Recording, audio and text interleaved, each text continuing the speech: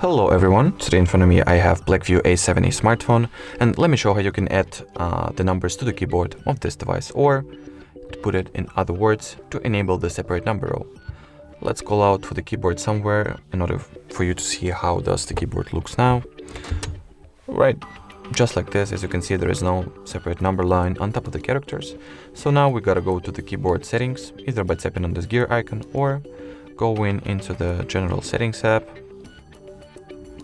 Scrolling down until we stumble upon the system. Here choose languages and input. At the languages and input, go for the on-screen keyboard. Choose what keyboard is currently activated. In my case, and by default, it is always going to be the Gboard. At the Gboard preferences page, or settings page, go for the preferences. And all that is left to do is to turn on the switch, and as you will see now, we have successfully enabled the separate number row. Alrighty, so that was it for this video. Thank you so much for watching. Don't forget to leave the thumbs up and subscribe to our channel. Bye bye!